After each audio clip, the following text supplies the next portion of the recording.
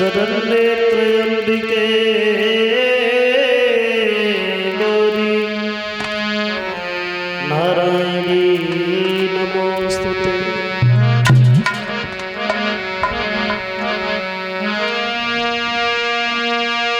तो प्रथम सुमिर गिरिजा सुबन श्री गणपति महाराज। मैं प्रथम मनाऊं मात को सुमेरे पूरण की जय काज। तो गुरुदेव नाम लल्हान जिनका सर्व मंगल धाम है। उन पूजनी गुरुदेव को मेरा बार बार प्रणाम।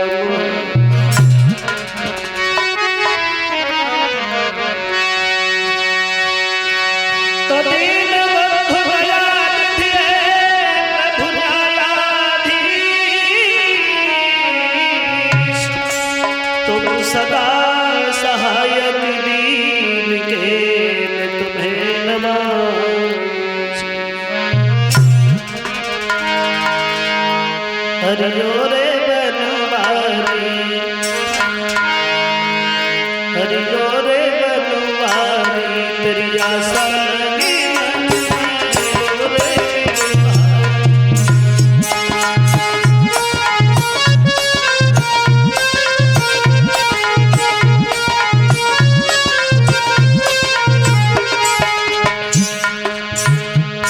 दुलारे बनवारी। हरियो रे बनवारी, तेरी आशा लगी मन में रे गिरधारी।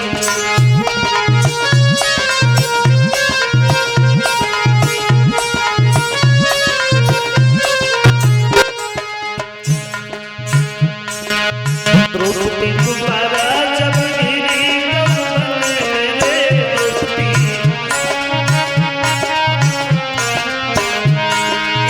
द्रौपदी पुकारा जब गिरी गौवन रे द्रौपदी। अरे चीरनो बढ़ायो, चीर को बढ़ायो पहुँच थे कपल में ओरे बनवारी। तेरी आशा लगी मन में ओरे बनवारी।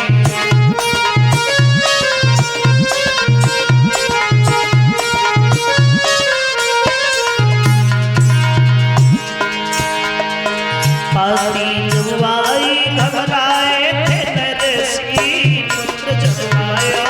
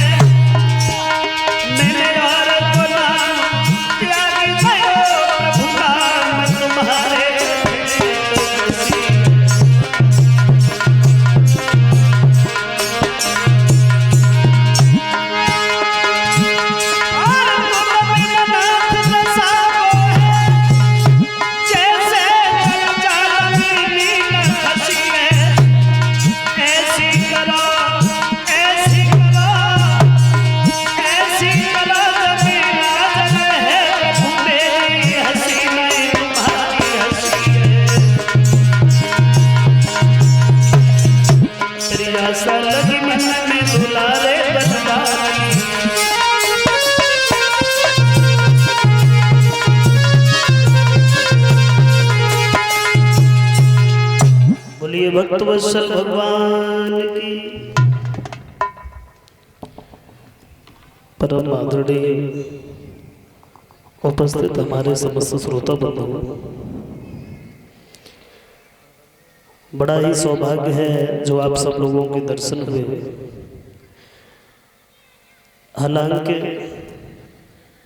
पूजनीय गुरुदेव जी द्वारा बताया गया, आज जो छोटे भाई साहब हैं गुरु जी के, उनकी थोड़ा स्वास्थ्य सही नहीं था, इसलिए दवा कराने के लिए आगरा लेकर के गए हैं। कहा था कि बेटा तुम चले जाओ, तो आइए देखते हैं भगवान की पवित्र कथा में।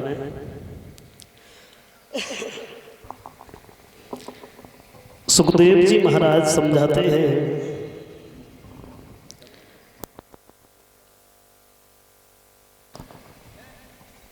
बताया है भगवान शंकर के बारे में जो अभी प्रसंग चल रहा था, हमारे अशोक जी के मुखारबिंद से आपने सुना कि भगवान भोले बाबा का विवाह किस तरीका से हुआ।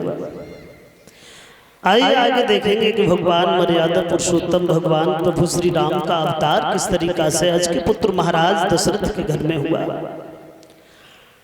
त्रेता युग में ये महाराज जो आज थे संतानहीन राजा थे, घर में कोई संतान नहीं थी, और इस बात को लेकर के महाराज बहुत दुखी रहते थे। और देखो दुख वाली बात आती है तो दुनिया में कोई प्राणी सुखी नहीं है, किसी न किसी प्रकार का दुख हर प्राणी के जीवन में लगा हुआ है। किसी के घर में संतान नहीं है तो वो इसलिए दुखी है, किसी के घर में संतान है तो वो संतान से दुखी है। किसी के पास में दौलत नहीं है वो इसलिए दुखी है, किसी के पास में इतनी दौलत है वो यही सोचता है कि इसे रखे तो कहाँ रखे, इसलिए दुखी है। यानी सर्व सुख दुनिया में किसी के पास में नहीं है। एक कवि कहते हैं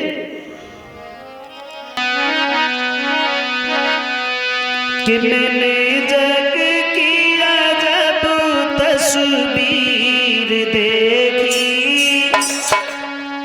एक हंसता है 10 रोते।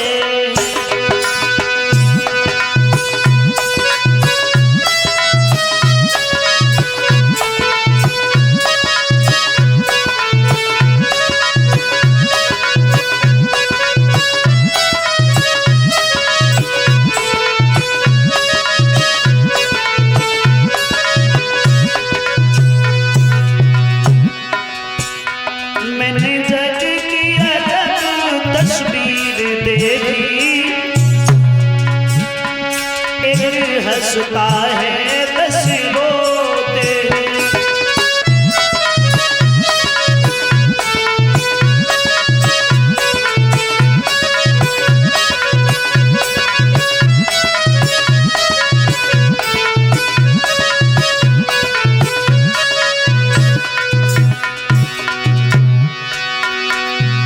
कैसी है भगवान की माया,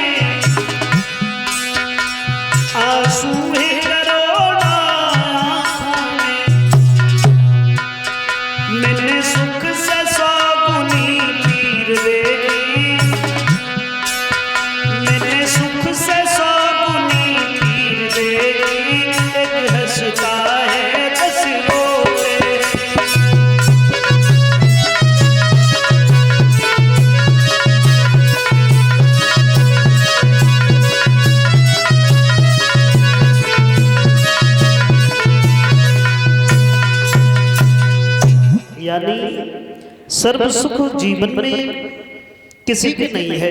महाराज आज थे इसलिए दुखी हैं कि घर में कोई संतान नहीं है।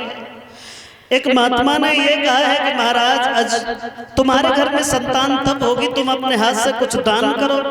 और जब दान किया है, अंत में उन ब्राह्मण देव से कहा है कि आप भी कुछ दौलत ले लो। मना कर दिया, बोले हम तो नहीं लेंगे। बोले क्यों नहीं लोगे? बोले हम इसलिए नहीं लेंगे क्योंकि ये दौलत तुमने खून पसीने की कमाई हुई मेहनत से नहीं कमाई है। तो यही बात सोच करके महाराज अजने अपने शासन में मजदूरी की। बाद में एक टका मिला और वही टका देने के लिए आगे बढ़े हैं, लेकिन वो टका जमीन पे गिर गया और जमीन में घुसने लगा है। तो अजने उस जगह को खुदवाना शुरू किया। जब ज्यादा जगह खुदवाई है तो उस जगह से एक रथ निकला जो खाली था, और एक ही नहीं बल्कि 9 रथ खाली निकले। 10वां जो रथ निकला उसमें एक बड़ा सुंदर बच्चा है और वही बच्चा लेकर के अज को दे दिया। 10वें रथ में निकला था, इसलिए उस बच्चे का नाम दशरथ रखा गया। ऐसे तो दशरथ का जन्म हुआ। दशरथ थोड़े समझदार हुए हैं तो इनका विवाह हुआ, और एक नहीं बल्कि दशरथ के घर में 3 रानियां थी। अब घर पे लड़की नहीं है, शादी किसके साथ में हो? और यही सोच करके महाराज भानुमंत ने अपनी छोटी पुत्री सुमित्रा की शादी दशरथ से की। घर पे चले आए हैं, सुमित्रा के साथ में रहने लगे। तो सुमित्रा के गर्भ से दशरथ के घर में एक कन्या पैदा हुई जिसका नाम शांता रखा गया, जो राजा रोमपाद ने गोद ले ली। सज्जनों, एक दिन जंगल में शिकार खेलने के लिए दशरथ गए हैं तो कौशल्या को एक ब्राह्मण देव ने निकाल लिया था, अपने आश्रम पर रख लिया। पास में गए हैं, जवाब दिया है तुम्हारी शादी हमारे साथ में होने वाली थी, तुम यहाँ कैसे आ गए?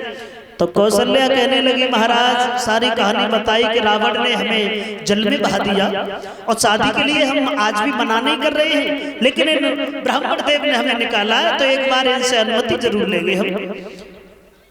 तो महात्मा जी ने कह दिया है कि दशरथ की आदत अच्छी है, ऐसा करो इनके साथ में शादी करो। तो उसी आश्रम में दशरथ और कौशल्या का विवाह हुआ है। लंकापति रावण को मालूम पड़ गया तो फिर भागा तलवार लेकर के। तब तक के दशरथ और कौशल्या के 6 फेरे पड़ चुके थे। दशरथ आगे चल रहे थे, कौशल्या पीछे पीछे चल रही थी, और रावण को आता हुआ देखा तो 7वें फेरे पे दशरथ खुद पीछे हो गई, कौशल्या को आगे कर दिया। और तभी से हमारे हिंदू समाज में एक रस्म चलती आई है, 6 फेरे पड़ते हैं तब तक तो लड़का आगे रहता है, 7वें फेरे में लड़की आगे हो जाती है, लड़का पीछे हो जाता है, फिर वो जिंदगी भर पीछे पीछे घूमता रहता है। इस तरीका से 2 विवाह हुए। तीसरी पत्नी थी कैकई। ये कैकई कश्मीर के राजा अश्वपति की कन्या थी, जो दशरथ के बड़े मित्र थे। एक बार कश्मीर में जब घूमने के लिए गए हैं और कैकई की तंदुरुस्ती को निहारा है तो जवाब दिया है, ऐसा करो आप अपनी बेटे की शादी हमारे साथ में कर दो। तो महाराज अश्वपति ने जवाब दिया है, शादी तो कर देते तुम्हारे साथ में, लेकिन क्या करें, तुम्हारे घर में 2 पत्नियां पहले से। अयोध्या का राज सुमित्रा के बच्चे को मिलेगा या फिर कौशल्या के बच्चे को? तो दशरथ ने ये कहा है कि कौशल्या और सुमित्रा से चाहे कितने भी बच्चे क्यों न हो जाएं, राज्य हम तुम्हारी पुत्री के पुत्र को देंगे। और तब शादी हुई कैकई के साथ में। 3 रानियां हैं घर में, तीनों रानियों के साथ में दशरथ बड़े आनंद से रह रहे हैं। लेकिन धीरे धीरे समय गुजरता चला गया। सबसे बड़ी बात यह हुई कि शांता को जब देखा है तो रावण विचार करने लगा, भाई दशरथ के अंश से तो संतान पैदा हो रही है। उसने ब्रह्मा जी की तपस्या की और वरदान में मांग लिया कि दशरथ के घर में कोई संतान पैदा नहीं हो। बरसें व्यतीत हो गई, फिर दशरथ के घर में कोई संतान पैदा नहीं। सज्जनों, धीरे धीरे दशरथ दुखी रहने लगे। और जब दुखी रहने लगे, वैसे दुखी तो रोजाना होना चाहिए था, लेकिन एक बार महाराज दशरथ को दुख हुआ कि एक बार और दशरथ मन माई,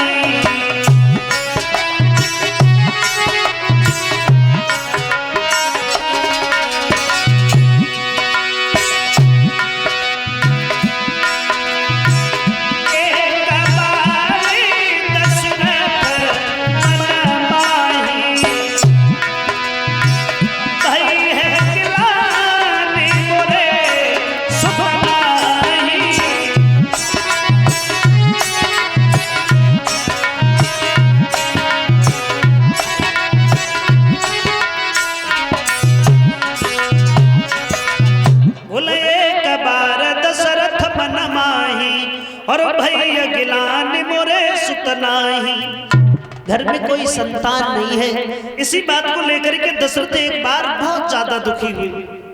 वैसे तो रोजाना होना चाहिए था, फिर एक ही बार दुख का एक हुआ। एक बार दशरथ वन में शिकार खेलने के लिए भागे, एक हिरण का पीछा करते करते काफी दूर निकल गए। वो हिरण इतना मायावी था, कहीं दिखाई देने लगता था तो कहीं आंखों से ओझल हो जाता था। और जब काफी दूर पहुंच गए तो वो हिरण खड़ा हो गया। आवाज लगाई, दशरथ तुम हमें मारना चाहते हो लेकिन मार नहीं पाओगे। क्यों नहीं मार पाएंगे? बोले इसलिए नहीं मार पाओगे क्योंकि ब्रह्मा जी से हमें वरदान जो मिला है। क्या वरदान मिला है? बोला, अरे जाना जाके सुतनाई होई, पता के हाथ मेरो मरण होई।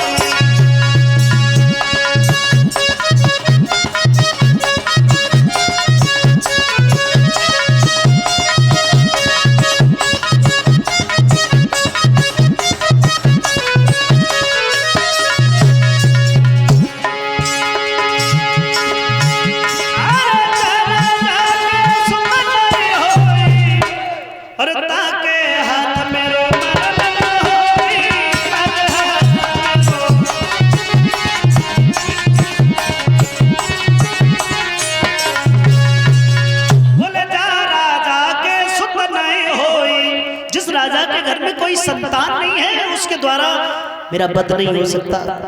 और ये बात सुनकर के दशरथ बड़े दुखी हुए, सोचने लगे भाई अब तो पशु पक्षी भी अपमान कर रहे हैं, ऐसे जीवन से तो मर जाए तो अच्छा है। उदास चेहरा हो गया, वापस लौट आए और गुरु वशिष्ठ के पास में गए। वशिष्ठ ने जैसे ही देखा है तो जवाब दिया, दशरथ क्या बात है, आज ये चेहरा मलिन काय को है, तुम रो रहे हो? काय को रोए दशरथ? तो दशरथ कहने लगे, हे प्रभु क्या मेरे घर में कोई संतान नहीं होगी? क्यों आज ये ऐसे काय पूछ रहे हो? बोले अब तो पशु पक्षी मेरा अपमान कर रहे हैं। जवाब दिया है दशरथ परेशान मत हो, तुम्हारे घर में एक नहीं बल्कि 4 पुत्र पैदा होंगे। बोले कब होंगे? जब मर जाएंगे तब। शरीर में चौथापन आने में लग गया। जवाब दिया तसल्ली रखो, अरे चलने वाली है बंसवेली। दशरथ चलने वाली है बंसवेली, प्रकृति की विसत चाल होकर हे भूप एक क्या चारे लाल, आते ही लोग पाल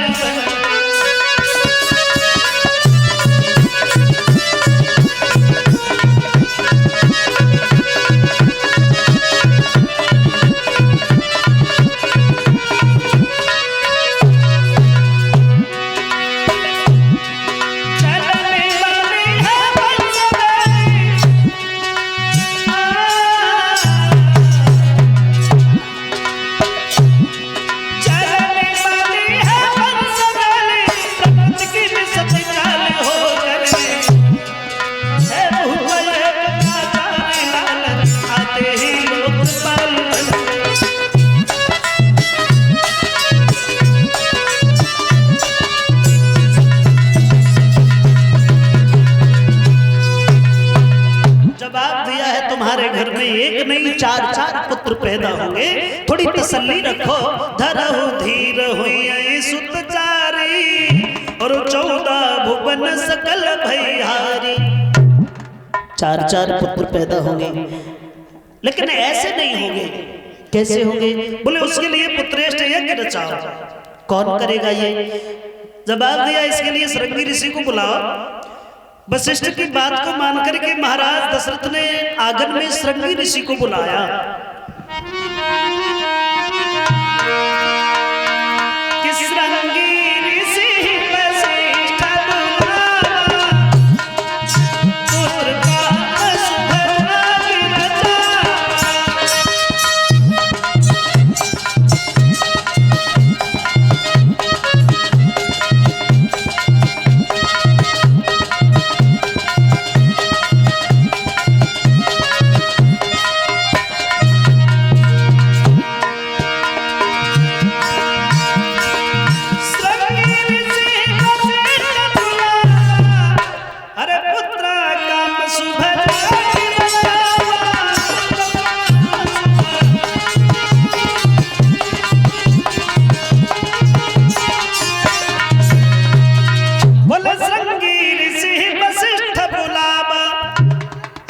जब श्रृंगी ऋषि आए हैं और श्रृंगी ऋषि ने जब पुत्रेष्ठ यज्ञ किया, जब वो यज्ञ पूर्ण हुआ तो उसी यज्ञ कुंड से अग्निदेव प्रकट हो गए।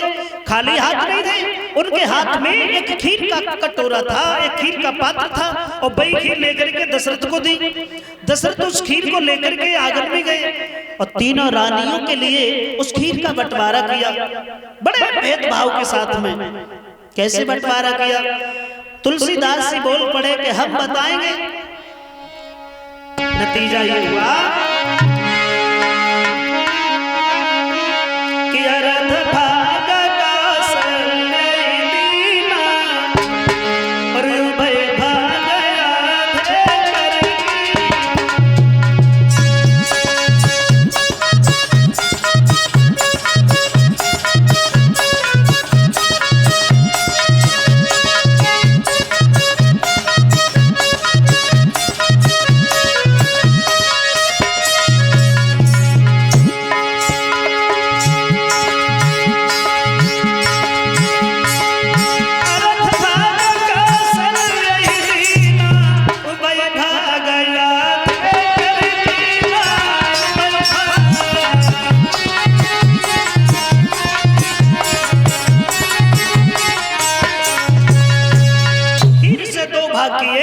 आधे करगी। कौशल्या को दे दिया, एक भाग रह गया, उससे फिर 2 भाग किए, एक सुमित्रा को, दूसरा कैकेयी को भिजवा दिया।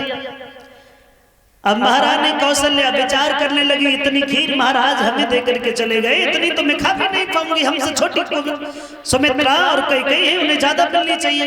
अपनी खीर से 2 भाग किए, एक भाग उठाया और कैकेयी के पास भिजवा दिया। सुमित्रा को इसलिए नहीं दिया क्योंकि कहीं ये विचार न लगाए कि अपनी बहन को ज्यादा मानती है।